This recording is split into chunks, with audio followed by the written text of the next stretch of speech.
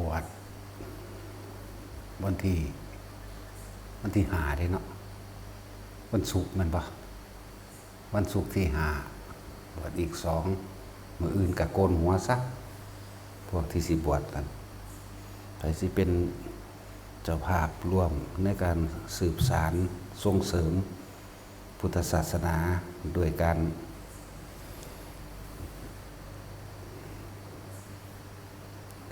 ส่งเสริมในการเป็นเจ้าภาพบวชคือเรียกว่าศาสนาบุคคลก็เกิดขึ้นอีก2จังซี่นะแต่ว่าการที่สืบศาสนาโดยแท้จริงมันคือการบวชนี่แหละคือการบวชแต่บ่มีนักบวชสิบ่เว้าเรื่องศาสนาพูดได้เลยเห็นบ่จะเอาหยังมาเป็นเครื่องเทียบเครื่องเปรียบคือการบวชนี่แหละสิมันคือหยังนั่นแหละสุว่าคือเพิ่นถ้าเพิ่นบรรลุอรหันต์หรือบรรลุพระพุทธเจ้าเฮาถ้าเกิดว่าบรรลุโพธิญาณไปแล้วแต่ว่าบ่บวชก็สิมีอีหยังเนาะ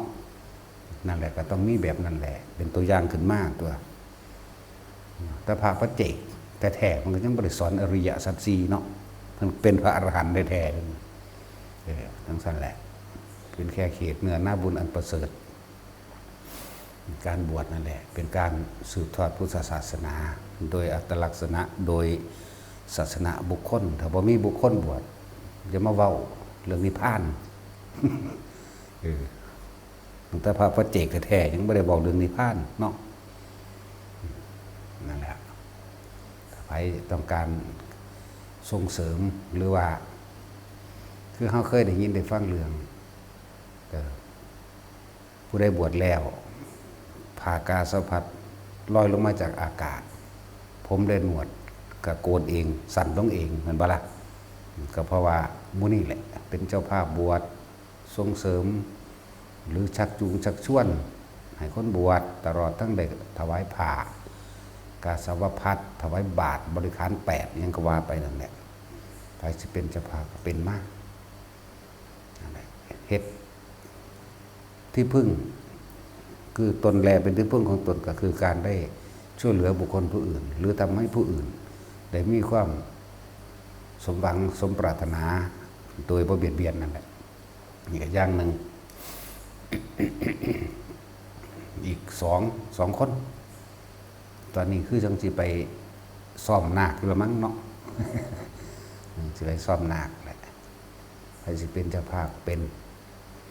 เฮ็ดไว้นั่นก็เฮ็ดเพื่อเจ้าของนั่นแหละทั้งที่บ่ได้หวังว่าเพื่อเจ้าของเข้าใจบ่เฮานี่เฮ็ดบ่ได้หวังเพื่อสิให้ได้หยังได้เป็นหยังดอกแต่ถ้ามันตกข้างมา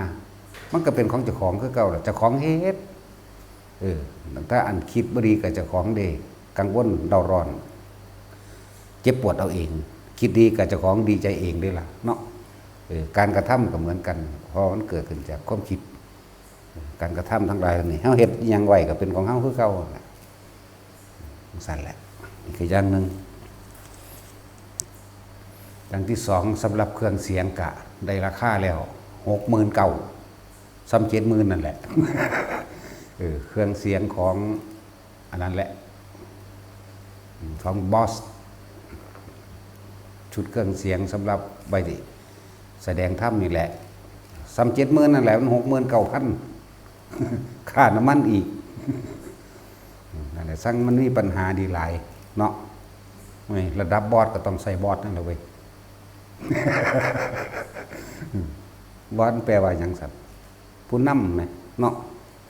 ก็ต้องใส่ละของระดับผู้นำตัวบริใส่ได้คือของคำพูดอุ้ยหมอลำก่อนนั่น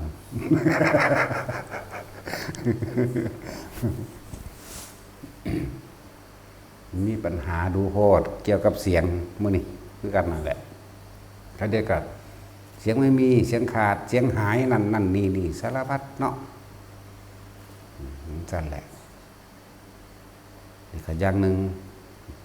เครื่องเสียงสำหรับผู้ที่เป็นเจ้าภาพมาก็ให้เฮ็ดไปตามเจตนาแล้วนะแต่ละคนแต่สิว่าเรื่องอานิสงส์ก็เป็นผู้มีชื่อเสียงโด่งดังเป็นผู้มีชื่อเสียงเกี่ยวกับธรรมะนั่นแหละเพราะว่าเขาเอามาแสดงธรรมเด้เขาเอามาเรียกว่าเผยแผ่ธรรมะของพระพุทธเจ้าเผยแผ่ห นทางแห่งการพ้นทุกข์ให้แต่ละคนบ่ได้เอามาสนุกสนานเพลิดเพลินบ่แม่นแบบเอามาเฮ็ดหมอร้องหมอลำเด้ชิบหายเบิดนะสิบอกให้คือคำพูดมันชิบหายก็เพราะว่ามันไปหาเล่นเครื่องเสียงแสดงอันน้ำวัดน้ำว่าผู้ใดพามึงเฮ็ดเห็นบ่ล่มละลายบัดยังสิไปหาเครื่องเสียงอันนั้นไม่กูอยู่บักหานี่ บอสแปลว่าผู้นำเขาต้องใส่ระดับผู้นำบ่แม่นอีหยังเบ้อเถิดเทิงอีหยัง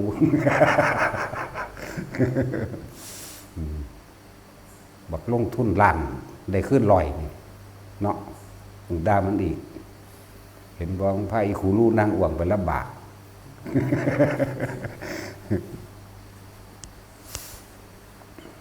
เนี่ยเพิ่นซื้อว่าหยังก็หมอลำประยุนติ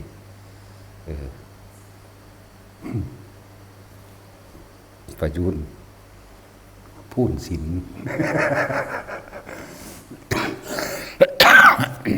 รับเครื่องเสียงกับอยู่ใน70,000นั่นแหละต่อมากะแทงน้ำกะ60,000แทงน้ำเพิ่มขึ้นมาอีก6แทงมันถือถังละถังน้ำใหญ่นะถัง5,000 ลิตรนั่นนะถังละ12,500 6ถังก็อยู่ใน70,000กว่านี่ละเนาะแทงน้ำนี่คือคนมันเพิ่มขึ้นพระเฮาก็บวชมาเรื่อยๆอยู่เนาะคนก็เพิ่มขึ้นเฮาก็เลยต้องจัดสรรสิ่งสำคัญจำเป็นนั่นแหละน้ำนี่อาหารจะรักษาโรคเครื่องนุ่งห่มที่อยู่อาศัยเฮาก็ต้องเตรียมรองรับเอาไว้เพราะว่าจำนวนคนก็เพิ่มขึ้นเรื่อยๆก็เฮ็ดไปนั่นแหละเฮาบ่ได้ส่องสุมไปปล้นไปกี้ไปฆ่าไผดอกเนาะเฮาส่องสุมเพื่อพานิพานพุ่นดอก นี่เอิ้นว่าก่อการดีบ่แม่นก่อการร้ายเนาะเรียกผู้ก่อการดีไม่ใช่ผู้ก่อการร้ายเฮ็ดไปซ้ำตายซื่อๆดอกพวกเจ้าเอ๋ยเฮ็ดอีหยังก็สร้างก็บ่เคยเงิดบ่เคยสะอ่อนอีหยังอยู่แล้วก็เบื่อนึง จักยามใดมันสิตายเนาะหากินซ้ำตายเฮ็ดไปทุกอย่างเฮ็ดไปตายบ่ได้เฮ็ดว่าสิได้เป็นหยังเอาหยังบ่มีเฮาเป็นคนบ่มีความหวังบ่ตั้งเป้าหมายจักบ่ล่ะบ่มีจังซั่นแหละถ้าพวกเจ้ายังมีความหวังหรือตั้งเป้าหมายพวกเจ้าว่าท่านพ้นพวกเจ้าก็สั่งสมเอาตัวพ้นก็ได้ไม่พ้นก็ได้เด้ข่อย บ่มีผิดแล้วก็บ่มีถูกไม่มีจริงแล้วก็ไม่มีเท็จอีกบ่อีหยังกับไผบ่ยืนยันว่าตัดสินมันในความผิดในความถูกในความจริงในความปลอมในความมีและบ่มีอีกนั่นแหละฝึกหัดไปหังสิฮู้เอาเองดอกแนวมื้อนี้พ้นก็ได้ไม่พ้นก็ได้จังว่าสั่งสมไป บวชอีกวันที่5เนาะปัญญากองนั่นบ่วันศุกร์ที่5ถูกวันหยังวันพระบ่แม่นบ่ฮะวันพระ15ค่ำเดือนใดบัดนี้เดือน1บ่ เดือนธันวาบ่หาธันวาเนาะโอ้แต่สิเว้าเรื่องเลิกเรื่องดีเด้หาธันวามหาราชพระเจ้าอยู่หัวซั่นเด้เนาะแม่นบ่ซั่นคือโชคดีเถอะว่าบวชมาแล้วบ่ดีมึงโลด บวชได้มือดีปานนี้เนาะแต่เฮาบ่จริงๆเฮาบ่เกี่ยวกับมือดอกนะแต่โลกเขาสมมุติว่าไปตามสมมุติซื่อๆแหละวันที่5ธันวาวันพระเจ้าอยู่หัวเด้นั่นเฮาเกิดในรัชกาลที่9ผู้ใดอยากเป็นเจ้าภาพก็เป็นมาเพราะว่าสิเป็นเจ้าภาพบวชเพราะว่าสิเป็นเจ้าภาพเครื่องเสียงนั่นน่ะก็มีผู้เป็นนั่นแหละก็เฮ็ดแนวอื่นอีกนี่แหละเว้ยเนาะ เอามาอย่างเดียวได้ทางแทงน้ำร่วมแล้วมัน70,000บ่วะเห็นบ่70,000กว่าส่วนเครื่องเสียงกะมีผู้เป็นเจ้าภาพมาแล้วก็ซื้อแล้ว กัดเกิด37,000คือกันล่ะก็เลยมัน60,000เก่าเนาะนั่นแหละเป็นไปตามเจตนานั่นแหละน้ำก็ต้องไปหาที่รองรับไว้อีกเพราะคนที่เดินทางเข้ามาปฏิบัติหลายขึ้นนะหังดาหังมาเนาะตัดสินบ่คือหลวงปู่น้อยเด้บ่ได้ด่าเขาก็ว่าด่าของเฮาด่าด้วยโคตรพ่อโคตรแม่อันนี้ด่าเด้ศูนย์ขึ้นตาดูนตาแดงขึ้นทั้งด่าทั้งหัวได้เฮาอันนั้นเพิ่นบ่หัวก็ไป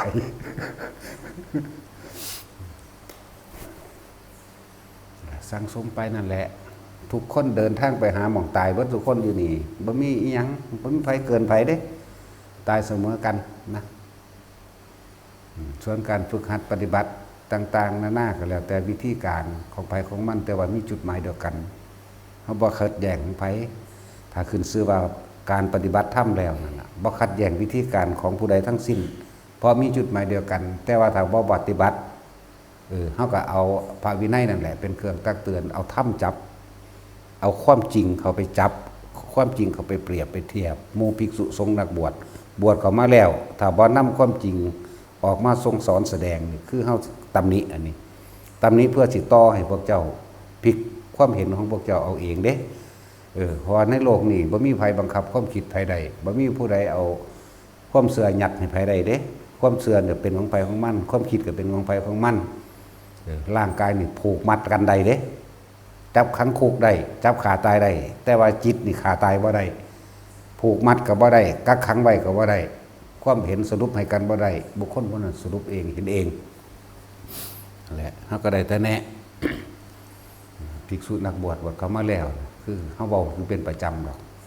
เฮาเว้าโดยพระธรรมหมายถึงเอาความจริงออกมาแจกแจงแสดงความจริงที่พระพุทธเจ้าเฮานั้นสละตัวเองทั้งที่รู้พระนิพพานทั้งที่รู้ทั้งที่เห็นแต่เป็นหยังคือบ่ไปนี่แหม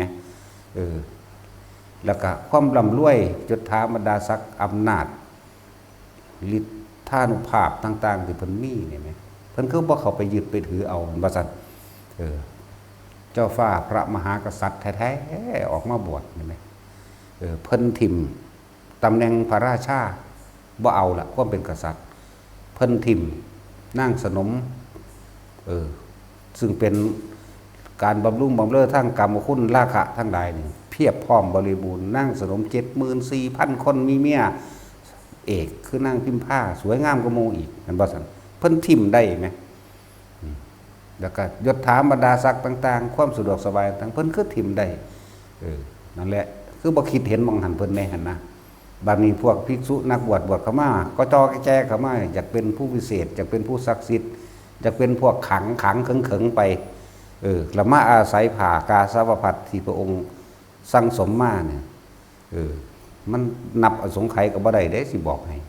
บ่แม่นได้แค่4อสงไขยแสนมหากัปมันย่นย่อเอาซื่อๆเด้นี่เห็นบ่ล่ะแล้วก็นำผ่ากาสาวพัดนี่มาหาอยู่หากินทำตาเฮ็ดน้ำมนต์น้ำมันมาหาเอาเทียนจูดเลขมาหาจุดถูกงอๆแง่งๆใบหวยใบหยังอีกบ่ได้มีความจริงออกมาแสดงเลยเห็นบ่ล่ะคือเบานั่นแหละพวกทำนายไทยทักมื้อนี่ถ้ามันฮู้จริงๆแท้มันบอกเลขบอกหวยมันคือบ่บอกแม่มึงตลอดชีวิตโลดมันบ่บอกไว้จักล้านปีล่วงหน้าก็เลยตัวถ้ามันจริงแม่สิว่าหยังก็บอกแค่12เดือนนี่24งวดเนาะบอกเต็มปีนี่ประเทศไทยนี่ฝรั่งอเมริกาของเยอรมันมีเบิดทุกหม่องบอกแม่มึงเต็มปีนี่ก็ได้24งวดนี่เบิดทุกประเทศครับมันเก่งอีหลีแล้วนะนี่คือมันบ่ได้เอาความจริงออกมาเว้าจังซี่นะเฮาก็ตำหนิตัวบัดนี้เอาธรรมเขามาเทียบด้วยนี่คือเอาธรรมเขาเรียกว่าเอาความจริงเนี่ยเขามาจับเขามาเทียบมาเปรียบบัดนี้อุปนิสัยการกระทำคำพูดต่างๆหรือบ่เป็นตามว่าก็เอาวินัยเขามาบอกกันตัวเห็นบ่ล่ะเอาพระวินัยมันบ่แม่นแนวควรมันบ่แม่นแนวใดซื้อขายแลกเปลี่ยนมันมีอยู่บ่น่ะเดี๋ยวแล้วก็มาหาเฮ็ดเหรียญรุ่นนั้นรุ่นนี้โศกลาบเฮ็ดหนังมาป่องมาแก้วไปแลกเงินคนแม่นว่าซั่นหยังอันนั้นนี่นายหยังนั่งกวักเนาะ นังกวักกุมารทองสาลิกามื้อนี้เบิ่งนี่หาสัตว์ต่างๆเข้ามาเป็นเครื่องเรียกทรัพย์เรียกทรัพย์คนที่บวชเข้ามาได้เฮาว่าอยู่เดียวนี่เข้าใจบ่นี่มาหาเฮ็ดเนี่ยมื้อนี้มาเฮ็ดน้ำมนต์มาดูหมอมาดูดวงสะเดาะเคราะห์แต่งแก่มาบอกเลิกงามยามดีบอกเลิกค้าขายบอกเลิกแต่งงานมื้อนี้เห็นแม่นบ่ล่ะบ่ให้มีเพิ่นบ่มีเพิ่นพาเฮ็ดแล้วเด้ในพระไตรปิฎกเล่มใดมันมีอยู่ในหั่นเอาบ่มีเด้ล่ะซั่นแหละก็เอาความจริงนี่แหละคือเอิ้นว่าเอาความจริงออกมาเอิ้นว่าเอาธรรมจับปั๊บเปรียบเทียบดูแล้วบ่มีความจริงเลยสำหรับคนพวกนั้นอันแล้วก็แสวงหาเลี่ยไล่อย่างต่างๆเพื่อมื้อนี้บ่มีเป็นหยังคือบ่ฝึกตนเองให้มันได้มันเด่นขึ้นมาโลดถ้าตัวเองพ้นไปแล้วนี่บ่อึดแต่ผู้มาเฮ็ดให้นั่นบ่ล่ะตัวเองเข้าถึงความเป็นจริงแล้วไปหลีหนีอยู่ในถ้ำอยู่ในป่าหม้องใดก็สร้างถึงเวลาได้ออกมาทั้งนั้นเข้าใจบ่ล่ะแม่นว่าซั่นแต่เฮาเบิ่งตัวอย่างคือหลวงปู่หมั่นเฮานี่เอานี่เฮาพอได้อ่านประวัติเพิ่นใกล้ๆจ่อๆแน่นี่ได้ความจริงแน่นี่เนาะไปลี่หนีอยู่น้ำถ้ำน้ำผาน้ำปลาน้ำดงคนกับน้ำเข้าไปบ่ว่าแต่คนทั้งมนุษย์และอมนุษย์เทพเทวดาอินทร์พรหมน้ำแห่แหนเข้าไปก็นั่นแหละน้ำคนเข้าไปละบัดนี้เพิ่นบ่ได้ไปหาเงินสร้างวัดดอกแต่ว่าหม้องใดเพิ่นไปพักภาวนาเป็นวัดโดดนั่นแล้วทั้งสั้นแล้วผู้เพิ่นถึงทำเพิ่นบ่ได้ว่าให้ผู้ใดไปเฮ็ดเหรียญเพิ่นได้บาทนี่เนาะขนาดเหรียญเพิ่นก็บ่มีในดำริเด้บ่มีในความคิดเด้คนก็ยังแอบเฮ็ดจนได้ทั้งสั้นแล้วบาดนี้พวกอันบวชก็จ่อเข้ามาอยากเป็นผู้วิเศษศักดิ์สิทธิ์นี่แหมเนาะโอ้ยท่านพ่อปีพ่อเดือนอีหยังอยู่ สิออกเหรียญแล้วนั่นแล้วตลกบ่ล่ะคิดถึงต้นฉบับพุ่นแหมพระพุทธเจ้าแหมนั่นแล้วเพิ่นบ่พาดูดวงบ่มีเลยในพระวินัยว่าพวกเธอทั้งหลายจงดูดวงนี่บ่มีบอกหวยก็บ่มีสร้างวัตถุมงคลนั้นๆนี่เพื่อสิเรียกทรัพย์ก็บ่มีคาถาไล่ผีปราบผีมื้อนี้ก็บ่มีแต่ผูกมิตรเนาะนั่นแล้วมันสิศึกก็นั่นแหละจึงบอกว่ามันบ่ได้ศึกษาพระธรรมพระวินัยมันสิเอาความจริงทั้งใดออกมาบอกมาสอนคนมาเกิดมานี่กับแสวงหาความสุขเพื่อให้ความเกิดความพ้นทุกข์กับถูกหลอกลวงไปทุกข์เก่าๆอีกเหรียญรุ่นพันล้านจังซี่โชคลาภหยังแม่เอ้ยเนาะถ้าคนธรรมดาก็ยังว่าเป็นอาชีพเขาแต่ว่าท่านภิกษุนักบวชนี่บ่แม่นมันเป็นการทำลายอันนี้ทำลายตนเองกับทำลายผู้อื่นพร้อมทั้งสั้นแล้วแต่ว่าคำว่าธรรมะนี่มันทำลายบ่ได้เพราะความจริงมันมีอยู่แบบนั้นนั่นแหละความจริงเป็นแบบนั้น บ่มีอีหยังผิดเพี้ยนออกจากความจริงนั่นแหละทั้งสั้นเขาเรียกว่าพุทธศาสนาเสื่อมจากหนทางของผู้รู้เพราะไม่มีผู้รู้เข้าใจบ่ล่ะบ่มีผู้รู้เอาความจริงออกมาเว้าหนทางนี่การเดินทางหรือแนวทางการฝึกหัดปฏิบัติเข้าถึงความจริงเลยบ่มีมันก็เลยเสื่อมเป็นธรรมดาเสื่อมนี่คนเสื่อมเด้บ่แม่นธรรมเสื่อมเด้อย่าว่าล่ะคนนี่เสื่อมจากความจริงแทนที่เกิดมาแล้วสิแสวงหาอริยสัจสี่แต่ว่ากลับถูกภิกษุนักบวชพวกหลอกลวงเฮ็ดน้ำมูกน้ำมนต์น้ำมันอีหยังเฮ็ดของขังซักไล่ซักนั่นซักนี่ขายผีขายสางขายดวงขายดวงไปมันบ่มีเด้นั่นพุทธเจ้าบ่พาเฮ็ดเด้อถ้าผู้ใดเปลี่ยนใจกลับใจได้ก็กลับใจซะพระพุทธเจ้าพระโมคคัลลาภาษาลิบุตรพระอานนท์พระหยังก็บ่ได้พากันพาเฮ็ดแนวนั้นเด้เพิ่นบ่ได้พาเฮ็ดได้รุ่นเหนือดวง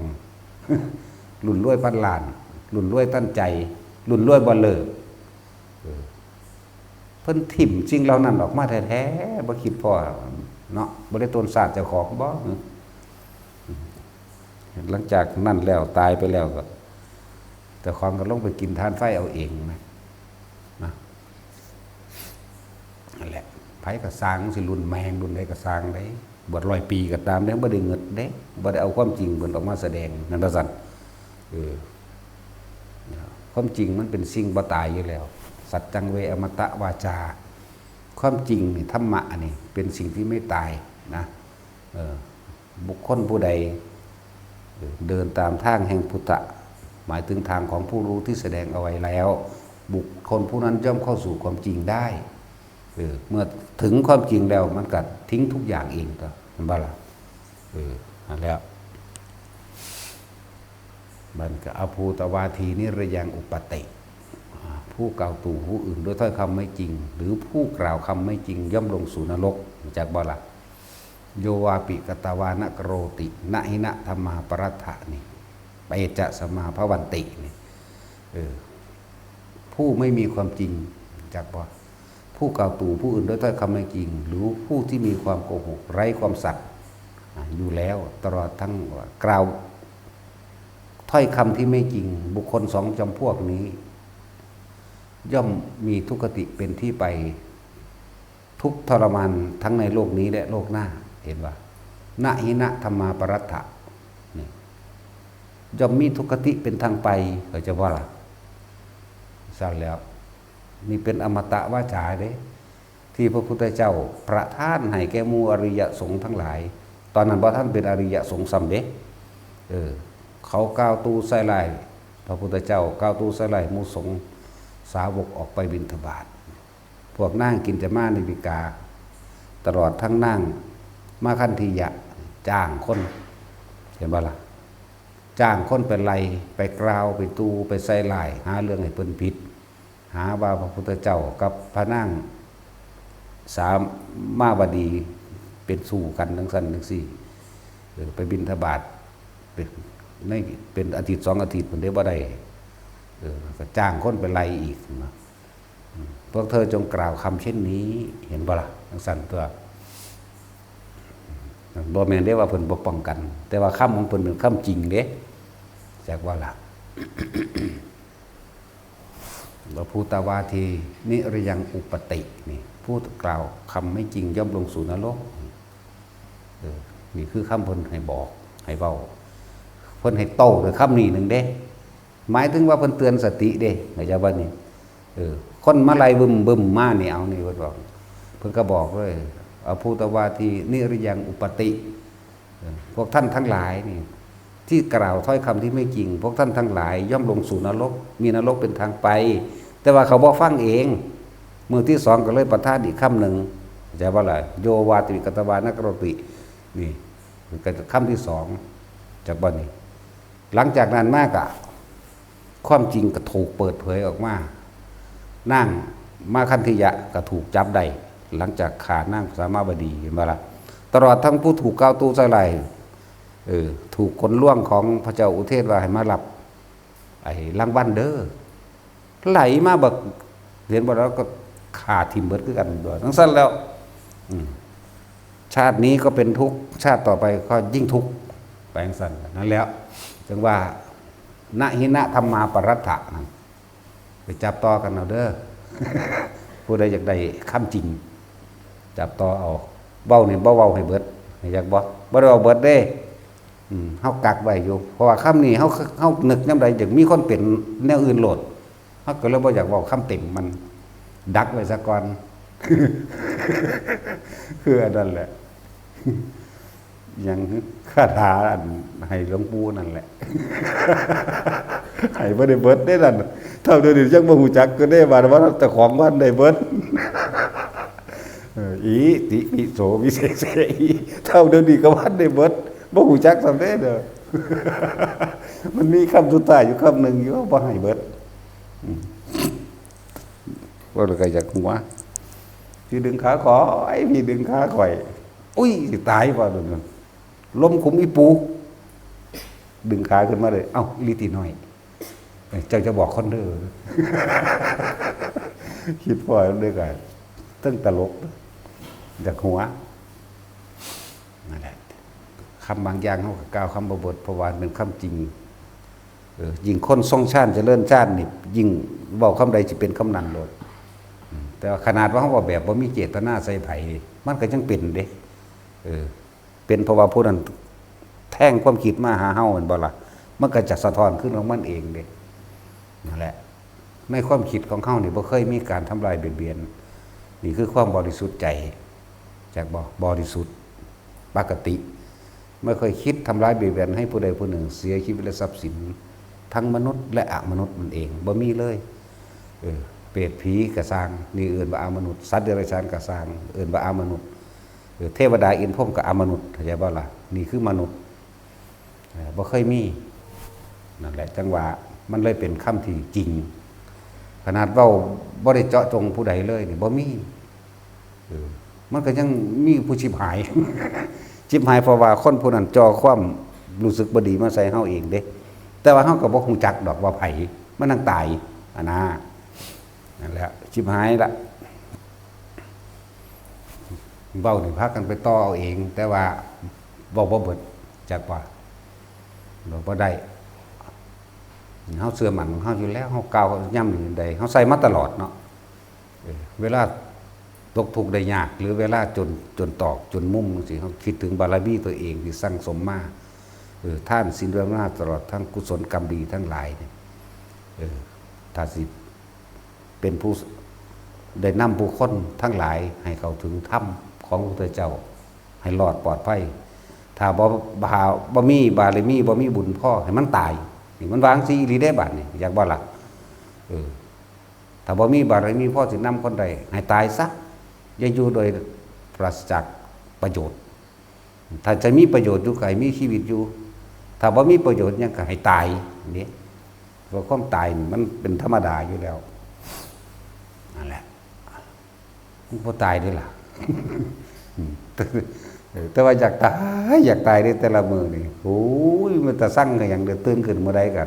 เอ้ายังอยู่เนาะโอ้ยสั่งคือหยังนี่ คันกินข้าวเนาะแท็กซี่คนทั้งหลายมีความสุขกับสิ่งที่มี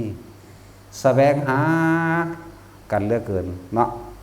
เพื่อให้เกิดความมีเนาะเห็นบ่ซั่นส่วนพระอริยเจ้ามีความสุขกับสิ่งที่ไม่มีเข้าใจบ่พระอริยเจ้าทั้งหลายนี่เป็นผู้มีความสุขกับสิ่งที่ไม่มีส่วนสัตว์ทั้งหลาย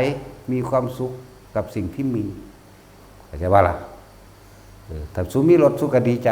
เนาะถ้าสูมีเงิน100 ล้านพันล้านสูก็ดีใจแม่นบ่ซั่นจังซั่นแหละ สัตว์ทั้งหลายแสวงหาแล้วก็มีความสุขกับการได้มาในสิ่งที่มีอริยเจ้าทั้งหลายแสวงหาสิ่งที่มี และมีความสงบสุขสันติถึงสันติบทกับสิ่งที่ไม่มีต่างกันเด้อคนบ่มีอีหยังเลยมันจะเอาทุกข์มาจากไสดูดิเนาะบ่มีแนวห่วงแม้นิดหนึ่งน้อยหนึ่งก็บ่มีเด้อล่ะนั่นแหละจังว่าพวกเฮาปฏิบัติไปเถอะถ้าผู้ใดถึงความจริงอันสูงสุดแล้วความจริงอันสูงสุดก็ต้องอาศัยนี่แหละทานศีลภาวนาที่เฮาเฮ็ดอยู่เดี๋ยวนี้นะไปเรื่อยๆคือการสละสิ่งที่มีเข้าใจบ่นี่อาหารจะรักษาโรคเครื่องห่มที่อยู่อาศัยตลอดทั้งเครื่องอำนวยความสะดวกสบายหลายๆอย่างหรือสิแปรเปลี่ยนออกเป็นเงินนั่นบ่ล่ะจังซี่สละสิ่งที่มีอยู่นี่เพื่อเบิ่งความเห็นแก่ตัวของตัวเองเด้เป็นเจ้าของบ่หวังแลกหยังซื้อหยังเงินธรรมดามันซื้อนั่นซื้อนี่บัดนี้เฮาสิเอาเงินซื้อบุญติสิเอาเงินซื้อสวรรค์นั่นบ่นั่นบ่ล่ะสิเอาเงินซื้อมรรคผลนิพพานนั่นบ่บ่แม่นเฮาเบิ่งความเห็นแก่ตัวของเฮาเฮายังปรารถนาเฮายังมุ่งหวังสิ่งใดการทำบุญทำทานด้วยการเป็นทานแล้วหวังผลในทานมีความผูกพันในผลแห่งทานผูกพันหมายถึงว่าจ้ออยู่ว่ากูสิได้ตามนี้จะว่าล่ะมุ่งการสังสมในความอยากได้หยังอยากได้เบิดนั่นแหละหยังก็ดีอยากเป็นหยังอยากเป็นผู้มีอิทธิพลและสูงสุดมีอำนาจจะว่าล่ะนั่นแหละอยากได้อยากเป็นจังซั่นแล้วท่านนั้นเลยบ่เกิดกลายเป็นบุญท่านนั้นเลยเกิดกลายเป็นท่านยังเปรตจากบ่ซั่น นี่คำเว้าหนึ่งผู้ใดอยากเห็นเปรตไปเบิ่งอยู่ในวัดถ้าเฮาฟังแบบหยาบๆเฮาก็สิบ่เข้าใจเนาะแต่เฮาฟังอย่างลึกซึ้งก็แปลเอาตัวพวกเจ้าไปให้ทานรักษาศีลนี่พวกเจ้าไปให้ทานเพื่อหยังพวกเจ้ารักษาศีลเพื่อหยังนั่นบ่ล่ะให้ทานเพื่อเป็นเศรษฐีนั่นเป็นเปรตเหรอบ่ล่ะเอาของหน่อยไปแลกของหลายเอาร้อยไปแลกล้านแม่นบ่มันบ่แลกแค่นั้นแท้แลกสุขภาพพร้อมอย่าให้เจ็บอย่าไข้อย่าให้ป่วยให้สุขสมหวังตลอดให้ลูกให้เต้ามาแลกให้พระผู้เดียวบัดนี้ลูกเต้าเล่าหลานลูกข้าบุญรักษาเทวดาคุ้มครองให้ใหญ่ขึ้นมาให้เป็นเจ้าเป็นนายเป็นนั่นเป็นนี่สารพัดนั่นคำบอกนี่มันมีความละเอียดลึกซึ้งอยู่เด้อยากเห็นผีเห็นเปรตไปอยู่ในไปเบิ่งในวัดเด้อนะแม่นความเพิ่นเด้แต่ว่านี่ระดับปัญญาแน่ บ่แม่นระดับตัดสินบ่จักอันนี้บ่มีปัญญาสมองจักเม็ดเนาะขนาดขุดขึ้นมาพอแห้งเล่น จังซั่นแล้วนั่นแหละเข้าใจคำว่าคนทุกคนแสวงหาสิ่งที่ยังไม่มีเนาะเพื่อให้เกิดมีและมีความสุขกับสิ่งที่มีแต่อริยเจ้าแสวงหาสิ่งที่ไม่มีและมีความสุขกับสิ่งที่ไม่มีนั่นแล้วจังซั่นแล้วต่างกันบ่ล่ะอริยเจ้าสละมันบ่ให้มีหยังจักอย่างติดขัดนั่นแหละส่วนสัตว์ทั้งหลายย่อมแสวงหาแล้วก็ติดอยู่ในโลก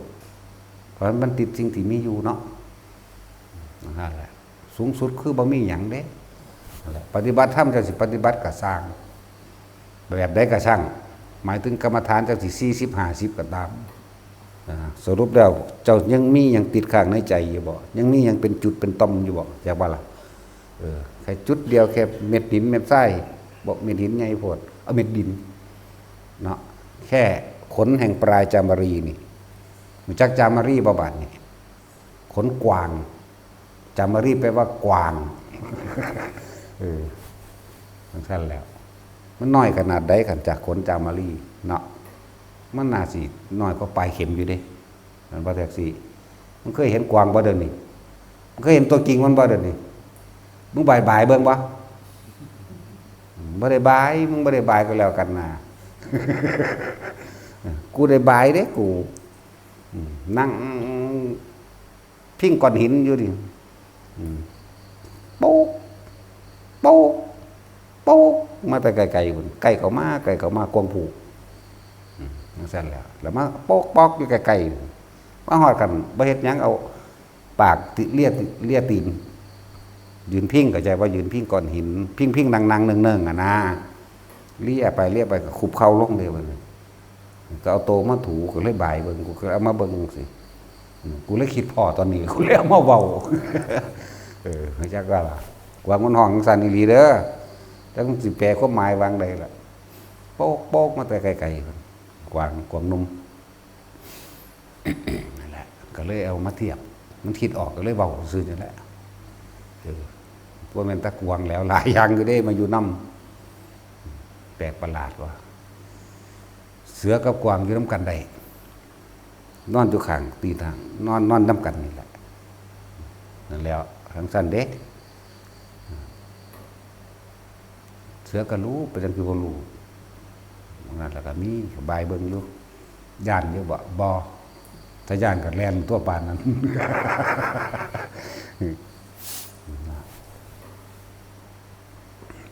อยู่เขาใหญ่อันนี้อยู่เขาใหญ่ประมาณนั้นแหละส่วนอยู่อันผู้พานเห็นแตะสร้างเลี้ยงดอกบ่เป็นตาย่านดอกเฮาบอกว่ามันรู้เรื่องอยู่แต่ว่าบ่ม่วนเด้กับมันเด้เวลาเพิ่นหาลาวกินอันนั้นนี่แซ่บบ่อ้ายเอ้ยจังซี่หันมายิ้มเด้ชื่อไว้เด้อพวกใดไปเว้าบ่ม่วนน่ะมันศูนย์เด้อแต่มันหูปึ้งขึ้นในตาเมียงกิ้งระวังพวกนั้นเพียงได้อ้ายมื้อนี้กินอิ่มบ่แซ่บบ่หันมาดิยิ้มเด้ตาก็เฮ็ดตาหวานๆใส่เฮาแล้วหูก็วิ้อเด้ถ้าประเภทไปด่าไปดูถูกระวังพวกหูกึ้งขึ้นในตาพี่ใส่ละมึงแลรถบาดนี้ แห้นใส่เลยแล้วนั่นแหละก็เป็นหมู่กันได้จังสันตัวนักสุดอยู่ใส่ว่าก็อยู่พุ่นคือกันจะอยู่เขาใหญ่คือกันที่เขตได้เลยบ่จักเขตดอกว่าบ่มีบ้านบ่มีอีหยังอยู่แถวนั้นตัวนี้เป็นฝูงมาเลยตัวน่ะ10กว่าแต่ว่าเฮานั่งอยากว่าล่ะเฮานั่งสมาธินี่แหละบัดนี้นั่งแบบรูปแบบมันนี่แหละนั่งสร้างตัวใหญ่กว่านั้นมาทั้งหลังเฮาอันพวกนั้น11 12ตัวบักหานั่นพาหมู่แล่นเบิ่มมาฮอดมันตัวนี้ก็แล่นกวมเฮาไว้ใหญ่อยู่เด้ใหญ่คือหยังนี่หัวเฮาก็จังบ่จุได้นะท้องมันมาฮอดมันเอาอันดันเลยสิล้มหงายหลังขี้แตกปู้อันนึงมันก็แง่งใส่กันนั่นแหละแห้นใส่กันนั่นแหละพวกนั้นก็งอยหนีไปเด้แปลกอยู่อันนี้อย่างนี้ก็มีอยู่จักสิเอิ้นว่าตำบลอำเภอใดอยู่แล้วงั้นของบ่จักทีบจักแดนหยังว่าฮู้จักแต่ว่าอยู่ดงเขาใหญ่นั่นแหละพญาไฟพญาเย็นเขานั่นแหละงั้นเสือก็มีหลายมันนี่แหละนี่ก็เพี้ยนแก่ประสบการณ์นิดหน่อยนะมันก็ซื่อๆอยู่ได้ล่ะแต่สิพูดถึงว่าอารมณ์มีอยู่บ่มีซื่อๆอยู่ก็เบิ่งซื่อๆก็ฮู้ก็เห็นอยู่เนี่ยก็ฮู้อยู่ว่ามันมาเฮ็ดหยังก็เข้าใจในความหมายการกระทำแสดงของตัวนั้นอยู่กับหมู่10กว่าตัวนั้น11 12แต่ว่าผู้ยืนกวมอยู่นี่เขาไปวิทย์แล้วจังยางออกหนีเด้ทดลองเบิ่งเด้อตัดสินทดลองเบิ่งเด้อนั่นสั่นแหละทั้งเบิดก็คือเฮาเบิ่งอารมณ์เจ้าของอารมณ์นี่บ่มีคำว่าพอใจหรือบ่พอใจนั่นแหละคือที่สุดของมันที่สุดของธรรมที่สุดของเบิดทุกอย่างอารมณ์ความพอใจแล้วบ่พอใจดีใจอยู่บ่สร้างมากวมให้นี่ก็บ่ซื่อๆอยู่เสียใจหรือบ่พอใจอยู่บ่กับที่พวก11โตน12โตนนั่นแล่นมาสิฆ่าเฮานั่นก็บ่นั่นแหละที่สุดของมันก็อยู่หม้องเดียวกันเสมอกันแต่วิธีของไผของมันก็บ่เป็นหยังแล้วแต่กรรมฐานก็มีถึง40อย่างนอกนั้นก็ยังมีอีกนะนั่นแหละจังว่าให้ฟังแน่แนวมื้อนี้บัดนี้พระพุทธเจ้าห้องเผชิญมากกว่านั้นตัวเนาะต้นฉบับนี่หังหนักก็หมู่เด้คนเป็นเจ้าฟ้ามหากษัตริย์ก็สละออกไปหานอนน้ำดงน้ำปลาคิดว่ามันสิบ่มียุ่งติมีเด้แล้วบ่แม่นเว้าเอาแต่ความมันดีๆเด้ยุ่งก็มีปิงโคกก็มีตัวน้อยๆนึงเด้จักมันขึ้นขาตะย่ำได้แล้วเห็นเขาว่ามันดีดมากจักบ่เห็นดีดคือกันแต่มันขึ้นมาแล้วต้องเฝ้าหนีเด้สั่นแล้วของเฮามีแนวกันเนาะเฝ้าหนีหมาป่ารุ่นใหญ่ก็มีเด้แต่ว่ามันคล้ายๆกับพันธุ์อาเซเขียวเด้แต่ว่าใหญ่ๆหมาป่าบ่แม่นหมาป่าจอกหมาจอกอันนั้นมันหมาจอกอันจอกอันกอกแอ๊กทั้งนั้นทั้งนี้อันนี้หมาจอกแต่พวกนี้หอนขึ้นเป็นตะยานคืออย่างนี้เด้ออันอ้าวเด้อนะโอ้ยเลยแสดงวัตถุอย่างนะกูดิมันหอนเป็นตะยานเด้หมาป่าอันหมาป่าขาวนั่นแหละก็มีกับพวกนั้นก็มาเด้พวกใหญ่นั่นแหละมาหาแต่พวกน้อยบ่มาหาแต่หึงยินเสียงซะก่อนพวกจอกๆแก๊กๆกันตั้งนึงยินอยู่จอกๆแก๊กๆกันแต่ถ้าพอแต่ยินเสียงตัวใหญ่วื่นพวกนี้หนีเด้แปลกอยู่มันก็มาหาเฮานั่นมันก็แงวเบิ่งหน้าซื่อๆก็ย่างหนี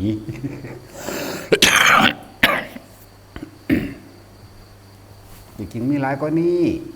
แล้วแต่มันสิเว้า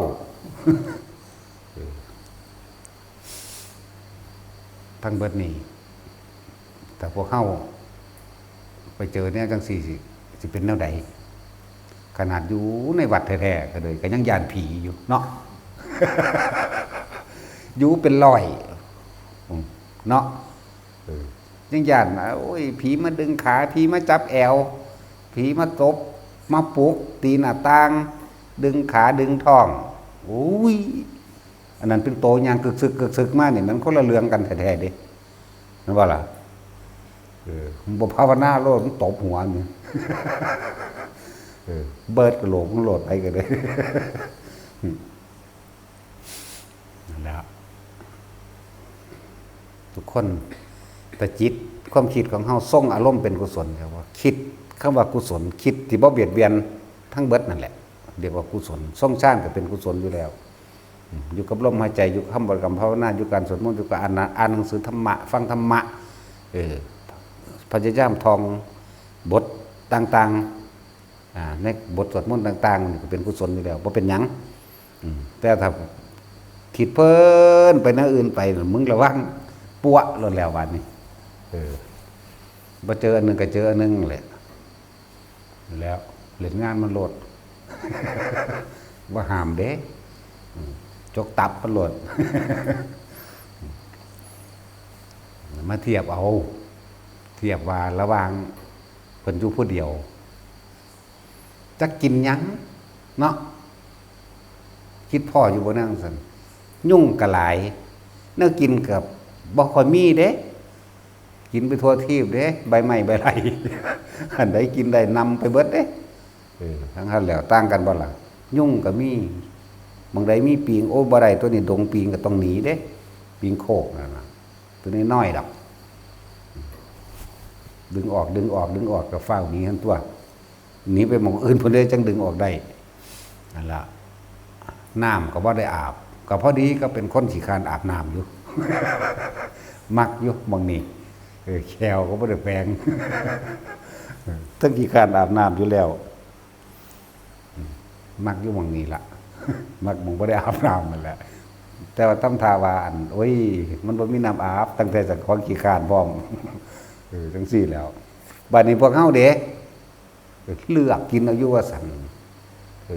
ดมเบิ่งซะก่อนหั่นละคน อุ้ยอันนี้บ่แซ่บว่าเด้เนาะเอ้ยอันนี้เฮ็ดใหม่โพดว่าเด้ แม่นหรือว่าแม่นล่ะพวกแม่ซี่นี่เนาะเอาไปเลือกกิน จังซั่นแล้วอันนี้บ่แซ่บอันนี้อันนั้นอันนี้อันนั้นเพิ่นเด้โอ้ยแซ่บบ่แซ่บผ่านลิ้นลงไปแล้วมันสิมีรสชาติบ่บัดนั้นว่า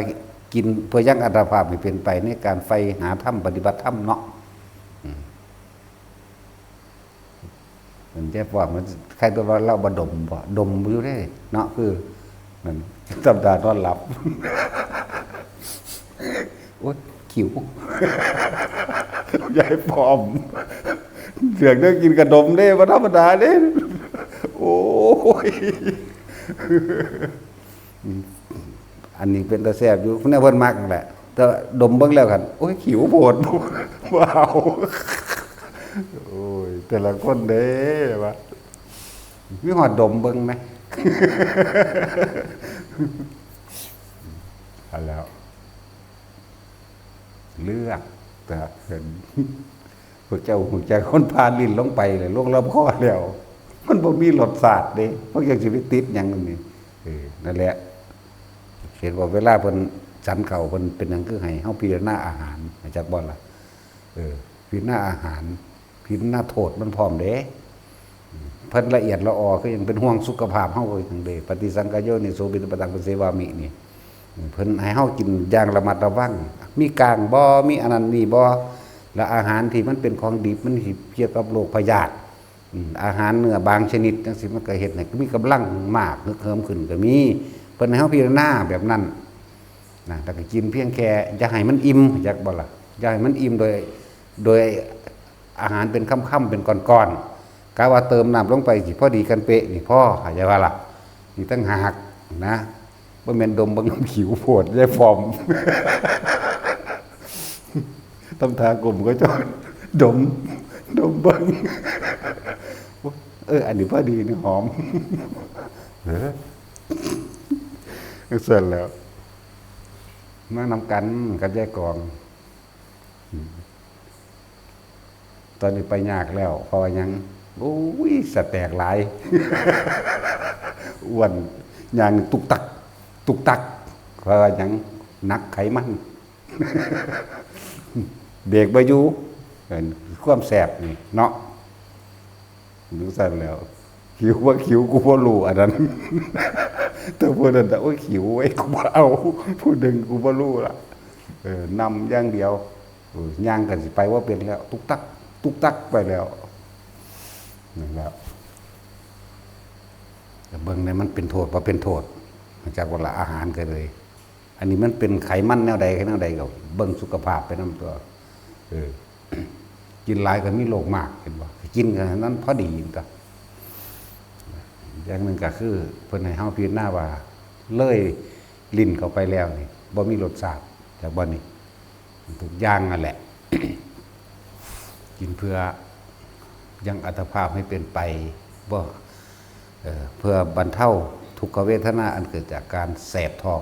เกิดจากความหิวซื่อๆป้องกันบางนี้ซื่อๆดอกพุ่นแนวเพิ่นพิจารณาเขาแต่แท้สาเหตุทุกข์พุ่นความอยากของเฮาตัณหาอุปทานเฮามันจะว่าล่ะตัวดีเด้การใส่ผ้าก็เหมือนกันเครื่องอยู่เครื่องห่มบ่ต้องไปหาอันที่มันมีราคาบ่ต้องไปหามันแค่ว่ามันป้องกันร้อนหนาวได้หรือบ่แพ้พื้นคันกับตนกับกายมื้อนี้นะจากบ่ล่ะก็พิจารณาใส่คือผ้าเอาตัวจีวรังปฏิเสวามิคือกันตัวบ่ล่ะเพิ่นให้ใส่พิจารณาผ้าจีวรนี่พวกเฮาก็พิจารณาแบบเดียวกันนั่นแหละที่อยู่อาศัยก็เพราะกันแดดกันฝนกันลมกันหยังบ่ต้องไปประดับประดามันดอกนี่นะยารักษาโรคเขาก็กินเพื่อหยังก็เพื่อว่าบรรเทาความเจ็บปวดหัวปวดแขวปวดท้องเจ็บแข้งเจ็บขาหรือป่วยนั่นก็ไปเป็นธรรมดาถ้ามันบ่ได้ก็ต้องว่างอุเบกขาคือกันด้วยเนาะนั่นแหละหลายอย่างก็ดอกกับอีกอันนึง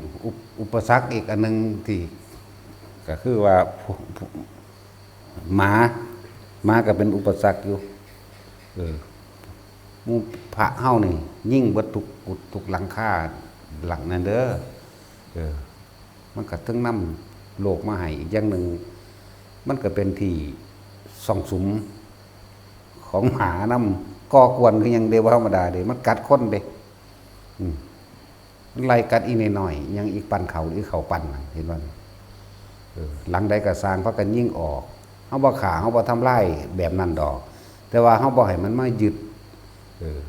ผู้ใดให้เขามันดูมันก็เข้าใจว่าเป็นผู้นั้นเป็นเจ้าของ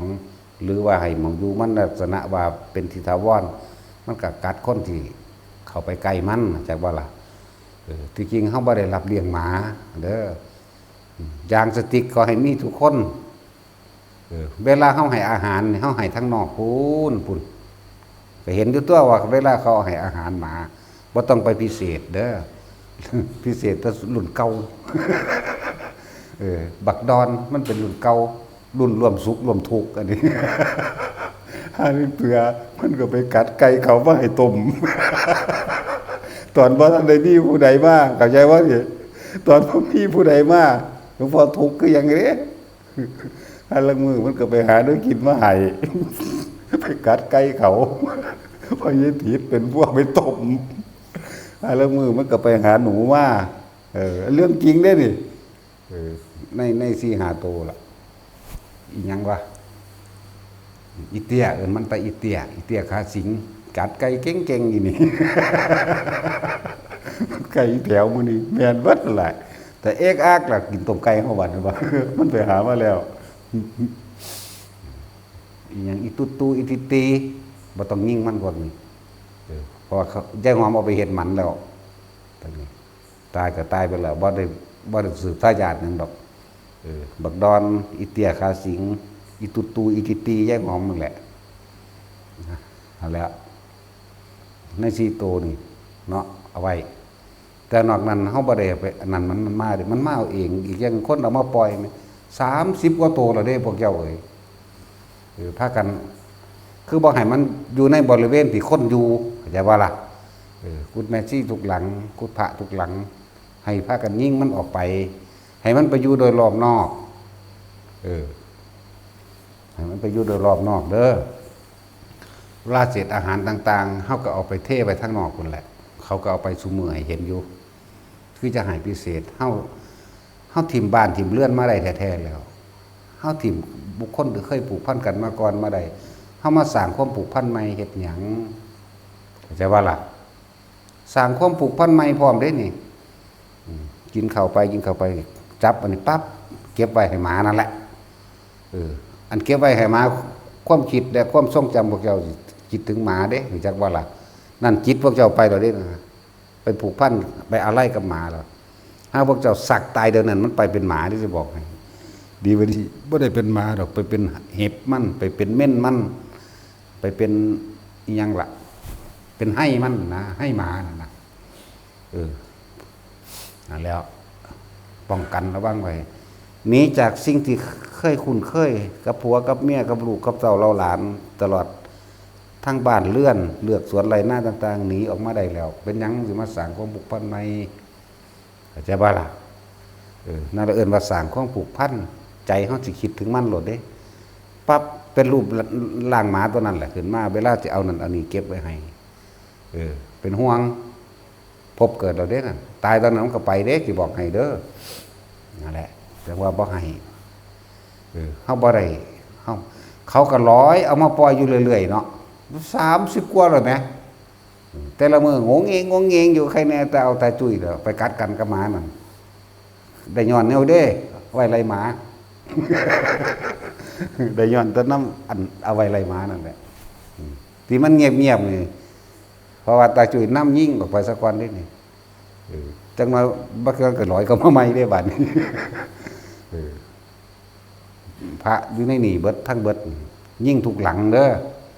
จะให้มันเข้ามาอยู่ในเขตชุมชนคนอยู่แม้ตอนนี้ฝนก็บ่ตกแล้วน้ำก็แห้งแล้วให้มันออกไปอยู่ตามตรงหน้าพูนเวลาให้อาหารเขาก็ไปให้คือเก่านั่นแหละจากว่าล่ะ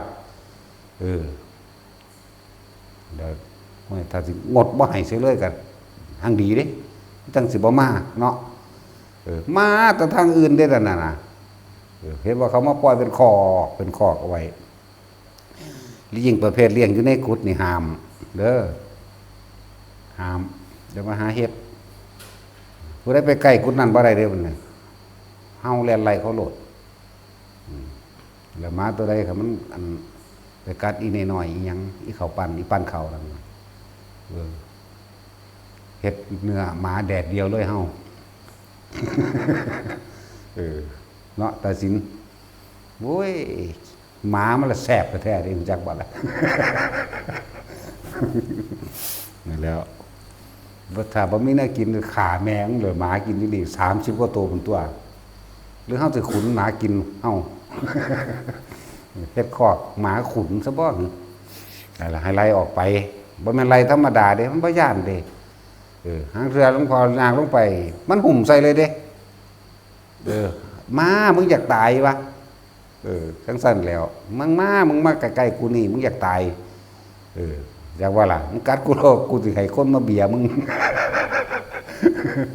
คือจักว่าล่ะมันบ่ได้ยากเด้ก็เงาเข้าไปเทอยู่แล้วแม่ใจจ้อยแล้วต้องศูนย์อยู่มื้อนี้เอาแบบสั่งแงกๆบ่อาจารย์สั่นแล้วเลยถึกได้อีกบ่ว่ะใจจ้อยศูนย์ให้หมาไปกัดกันนานพักละมุนเบิดเลยอันเราปลูกไว้ใหม่ๆนั่นแล้วศูนย์เห็นว่านั่นลังบ่มีสมองอยู่แล้วเนาะแล้วแกคิดพอทยาเล่นเน็ตแล้วผสมใส่แมงเต็มคู2คูนี่ฟาดแมงตายเบิดได้บาดนี่เนาะบ่ได้เห็นเดี๋ยวนั้นตะกี้เขาก็เป็นคนคือเฮานั่นแหละคือคนมาเฮ็ดน้ำบัดน้ำว่านั่นแหละเวลาเฮาใส่นั่นใส่นี่ก็คดโกงแน่ร้อยไปกินเหล้าแน่อยากว่าล่ะก็พวกเฮานี่แหละแต่คือจังผ้าสร้างคุณงามความดีนี่เอาผ้าไปสร้างวัด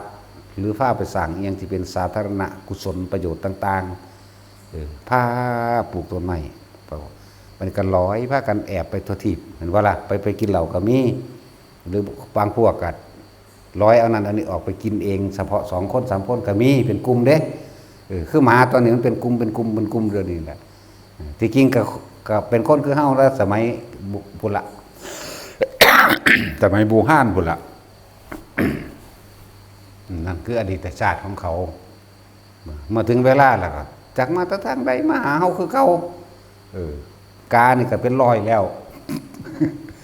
พวกขี้ลักนี่แกว่าดัน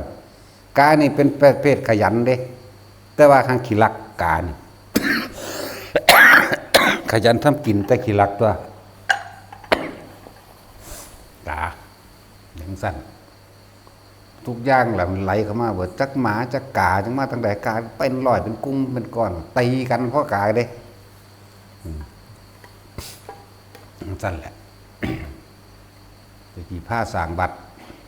แต่ในสมัยแล้วพระเจ้ากักุสันโธพระโกนาคมนัสสะผ้าเฮ็ดผ้านั่นผ้านี่ผ้าแล้วพวกอิจฉาริษยากันก็ผ้ากันไปซุบซิบก็มันก็นี่ร้อยเอานั่นเอานี่ไปกินเจ้าของเห็นบ่ล่ะพวกผู้ชายแน่ก็ไปผ้ากันไปหากินเหล้ากินยาวันนี้ข้าแน่เฮาขึ้นมาลักษณะนี้แล้วเพิ่นก็พ้นออกจากเปรตแน่ออกจากนั้นก็มาเป็นหมาอีก บัดนี้หมาทำบาปจักบ่หมาก็ลงนรกอีกเด้เข้าใจบ่ล่ะนี่เลยวงจรกรรมเป็นสั่นมันยุติธรรมคือหยังนี่เด้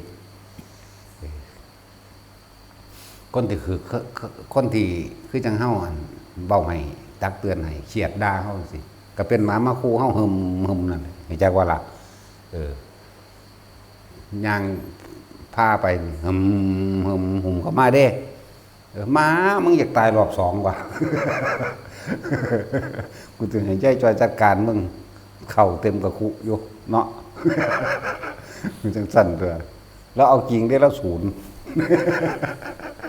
เราศูนย์เอาแบบนั้นบ้าอาจารย์โดยสันเราถามอยู่บางแรงพักเรามุนเบิร์ดไว้พักหน่อยๆไม่หาวนี่เขาส่งเบียร์มาให้ไหมสั่นแล้ว เป็นอุปสรรคหลายอย่างอยู่เด้อจะพวกอันยางไปหุ่นยางไปก็ไปว่าได้ยานหมาเนาะตะกี้กัดคนเดี๋ยวนี้จะกัดไผอีกหรือยังกับบรูกัดคนเขาจะมาปฏิบัติธรรมบัดมาอยู่5 มื้อ7 มื้อถึกหมากัดมาอยู่ได้3 มื้อถึกหมากัดเลิกกลับบ้านไปเลยก็มีแล้วเขาเจ้าก็บ่เข้าใจว่าเป็นหมาเฮาเลี้ยงมันบ่แม่นบ่เลี้ยงบ่ได้เคยไปจัดสรรนำมาบ่ได้เอามามันมาเอาเองบ่ว่าหมาบ่ว่าแมวเดี๋ยวนี้ถือกันเดี๋ยวนี้ เดี๋ยวนี้ถือกันเลยกับหมาเนี่ยโอ้ยเนาะจักหมาจักแมวจักกานกพิราบบุ้ยสารพัดเนาะแมว2 ตัวนึงถึกไล่หนีมันไปกัดกระแตหลอกกระลอกเฮานั่นแล้วมึงหนีได้จากกูสันหนีอีหลีไว้มันไปกัดกระลอกขาวเฮานั่นแล้วทั้งสั้นแล้วมือไม่มากกับกรรมน้ำสนองที่ถึงมากัดตายอยู่มึงได้ละแมวตัวมันคาบกระแตกระลอกเฮานั่นแล้วกรรมยุติธรรมคือหยังถ้าหักมันกับไล่พากันไล่มันออกไปทุกข้างนอกเลยแต่เขาบ่หักมันดอก แต่ว่าให้มันรู้จักอันใดควรอันใดบ่ควรนั่นแล้วพากันพวกมูนี่ก็เอายางสติ๊กจะช่วยหายางสติ๊กมาให้เบิดทุกคนพวกผู้ยิ่งก็เลยยิ่งมันหนีนั่นแหละเว้ยเห็นว่ามันหากัดนั่นกัดนี่กัดผ่าพวกเจ้าคาบเกิบพวกเจ้าหนีเนาะกัดผ่าคาบเกิบโอ้ยมันขาบต้องค้ำมาให้นี่ก็ใครได้จะเป็นตะเลียงไว้อยู่เนาะอันนี้ไม่ตะขาบต้องค้ำเอาหนี พระมึงนี่ก็คือกันเศร้าบ่ให้เลี้ยงหนีจากบ้านจากเมืองมาแล้วถึงมาเอาหมานี่บอกไปเป็นเมียแม่นบ่สัตว์เป็นห่วงมันอยู่หั่นแล้วบ่ต้องไปย่านบาปปานนั้นดอกจักบ่ล่ะบ่ต้องย่านไผว่าบ่มีเมตตาดอกขาแมงกินเบิดหั่นเนาะแต่สินเฮาขาตากแห้งส่งไว้ให้อันยายฝ่ายก็อิมาลิ มักกินคือยังนั่นสิ้นหมาแดดเดียวพวกนี้ แย่งกันกินตัวก็บอกต้นมาลีเป็นผู้ทอดบอกต้นเป็นผู้ไปลักกินเครียด แล้วได้ขาอีกหมาตัวหนึ่งไปให้ พากันยิ่งออกไงเด้อมันพอตายย้อนดอกดีบ่ดีพวกเจ้าบ่ได้ยิ่งมันหันประทันมันเห็นจังกะติกระซื้อมันก็หนีล่ะแล้วตาสินกับตาฟ้างยิ่งบ่ถึกอีก ขนาดเล่งใส่กักได้ดิ บ่ถึกนั่นแหละมันหลายอย่างต้องขาบเกิบต้องกัดผ่าพระผมเด้อว่าธรรมดานั่นแหละไล่ออกไปทั้งนอกปูนดินมันแห้งแล้วตอนนี้มันก็ไปอยู่ตามตรงไห้ตรงหน้าตรงไม้เวลาเทอาหารเขาก็ไปเทรอบนอกคือเก่านั่นแหละจะไปหาเห็ดเท่านี้จากบ้านจากเรือนเขาถิ่มความผูกพันในบ้านเรือนมาแล้วเขามาสร้างความผูกพันใหม่เห็ดหยังเนาะแม่ว่าล่ะปานนั้นว่าสิไปนิพพานมันฆ่าหมาก็ไปบ่ได้ตัว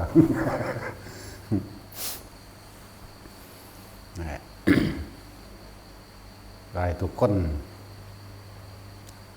อันมันควรอันใดมันบ่ควรก็ให้ฮู้นะนี่คือหมามันก็เฮาบ่ได้เป็นผู้หามาบ่แม่นหมาผมบ่ได้ไปหาหมามาเลี้ยงเด้ที่มันมาอยู่รุ่นเก่าคือมันเคยหาแนวกินให้ ก็แค่นั้นแหละ แต่ว่าบ่แม่นไปหามาเด้มันมาเอาเองแล้วก็มันมานำแต่ดั้งเดิมมันมาอยู่นำนี่มัน9 ปีแล้วเด้อยู่จังซั่นคือมันอยู่ตะพุ่นล่ะบวกแล้วเป็น9 ปีบวกจะอยู่ทั้งพุ่นอยู่ทั้งผู้พุ่นมันได้มานับรวมอยู่นี่ว่ามันติดตามมา9 ปีแล้วขนาดทั้งนี้เป็นบางใหม่มันก็ยังไปนำมั้ยบักดอนมั้ยไปกาก็คือกันกาก็เว้าเป็นเด้กาก็นำไปเว้าเอาหั่นแหละ มันบอกเฮากลับวัดเขาเรียกว่าบินไปแล้วเอาว่ะอีกบักนึงก็บอกกลับวัดนั่นเมื่อเอิ้นกูบอกว่า เขาไล่กูหนีแล้วดอกสิว่าเอิ้นหาแมงบอกกลับวัด เอาความจริงเด้ดิยังอยู่เด้มันก็โชคคือกันกาตัวนึงขากุ่นกาตัวมันไปเอิ้นขากุ่นเด้ตีนบ่มีตักมันขาขาดข้างนึงตัวขาดข้างซ้ายแล้วมือมันเฮานั่งมันก็บินมาอยู่เด้ดีใจนั่นแหละพวกเอาว่ะมันบ่แม่นเด้นกลับวัด กาเบากลับวัดไปอยู่ข้างหน้ามันก็นำเด้อีหลีเด้อพุ่นบินไปฮอดพุ่นมันนำเฮาคือมาอยู่ที่ล่ะคือนั่นแหละบัดนี้บอกเรื่องภาวนาบัดนี้เกิดยังขึ้นก็สร้างพวกเจ้าจะไปหาเหตุผลจะไปสงสัยใดๆทั้งสิ้นเฮาต้องละคือจะไปหาคำตอบจากสิ่งที่มันเกิดกับเฮาส่วนเฮาอยู่กับลมหายใจใดหรือทรงชาติน่ะโดยอุณโลมก็สร้างการที่รู้ลมหายใจมันจะมีอย่างอื่นต่อไปอยู่แล้วล่ะบางคนตัดปฏิเสธเวลาเขาถามอันนั้นคือหยังนี่คือหยังกันลมอย่างเดียวก็ความจริงของนักปฏิบัติทั้งหลายก็จะมีอาการอื่นๆเกิดขึ้นคือปิติทั้ง5อย่าง6อย่างนี่เห็นบ่ล่ะความจริงบางที่ก็เห็นแสงสว่างนี่หรือเห็นนั่นเห็นนี่หรือมีกลิ่นหอมมั่งเหม็นมั่งเสียงแปลกประหลาดเสียงแหวกๆเสียงทุกอย่างนั่นแหละก็ตอบเขาแน่เลยเว้ยก็บอกเขาแน่เพื่อให้เขาคลายความสงสัย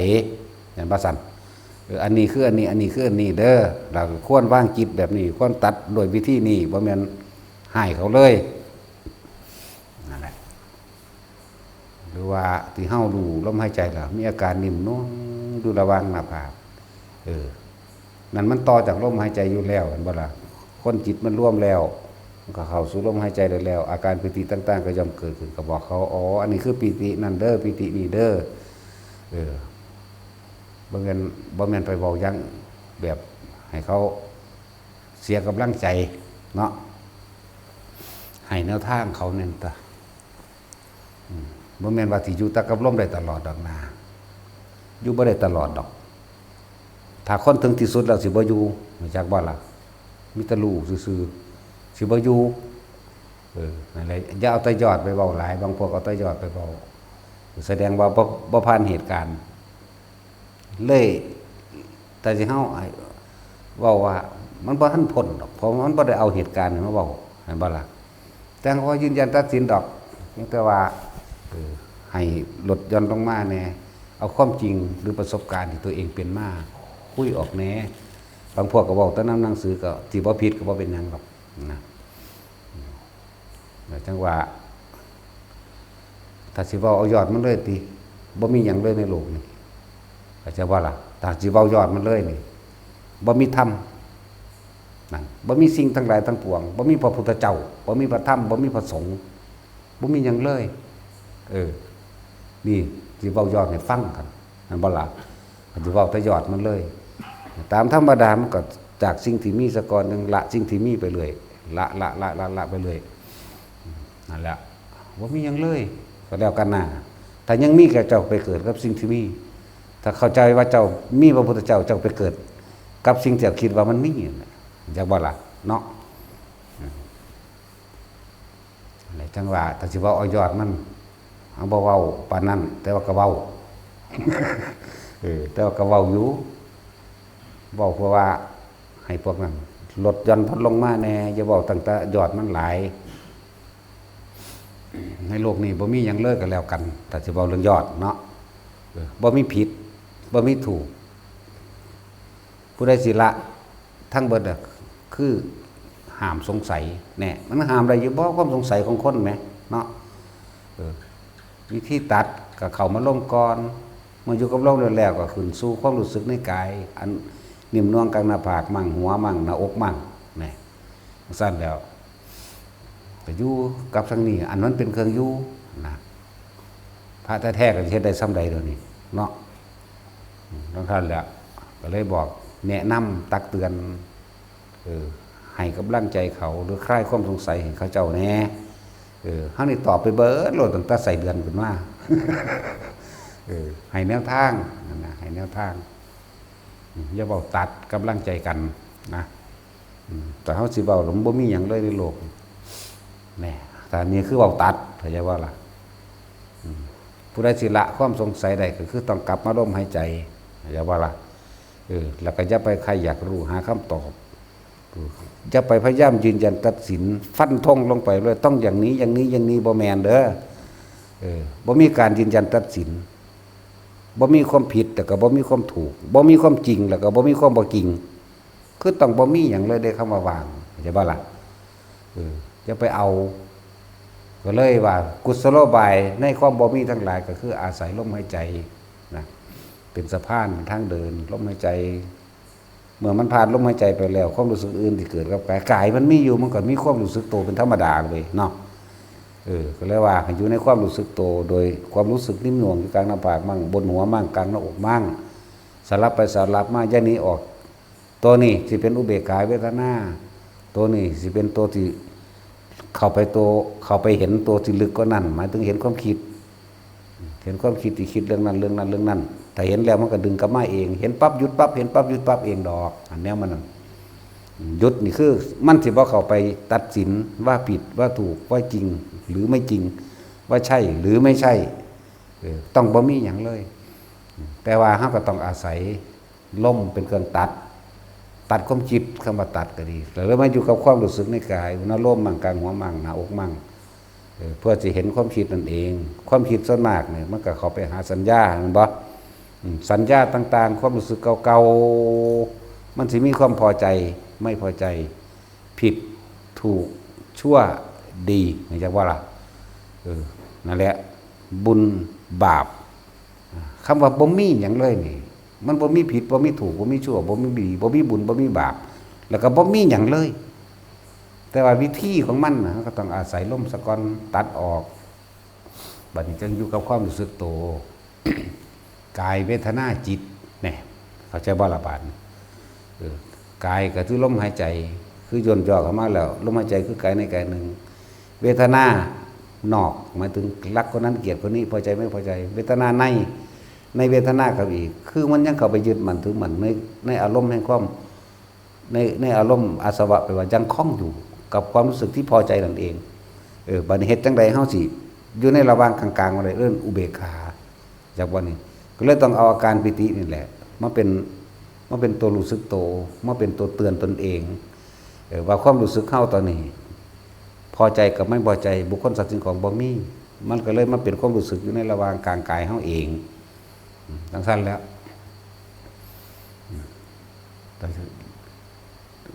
เอิ้นว่าธรรมกายก็ได้จักฟังบ่แม่นวัดธรรมกายเด้จักว่าล่ะเป็นความรู้สึกซื่อๆเด้จักว่านี่นั่นแหละธรรมกายก็ว่าแต่ทั้งนั้นแหละจังว่าให้ทุกคนค่อยๆแนะกันไปอย่าบอกตัดไผสิสอนแนวใดก็จังเฮาบ่ขัดข้องบ่ฆ่ากับไผพอบทสรุปคือละอาสวะอารมณ์ที่ยังคล้องถ้าบ่มีอารมณ์ของแสดงว่าบ่มีความคิดไปของไปฆ่าไปยืนยันไปตัดสินในผิดในถูกในจริงในปลอมในบุญในบาปบ่มีสิรู้อยู่ซื่อๆนั่นแหละ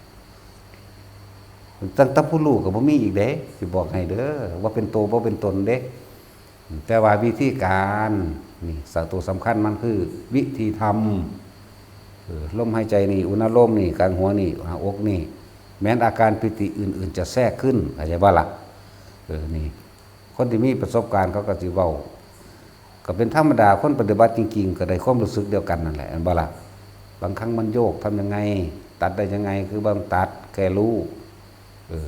จากตาจีเห็นเข้าไปอีกเลยว่าเห็นอนิจจังเห็นอนัตตานั่นแหละที่มันถูกเพราะว่าเฮาเข้าไปยืนยันตัดสินในผิดในถูกในบุญในบาปในจริงในไม่จริงนะบ่มันเป็นเลยเป็นทุกข์เพราะเฮาบ่ทันอนิจจังกับอนัตตาทุกข์เลยอยู่กลางมันถือเอาทั้งสองอย่างเห็นว่านั่นแหละแต่ว่าเรื่องปัญญาฝึกไปเรื่อยๆมันสิจับจุดได้ดอกยังก็ดีเอาสมาทาน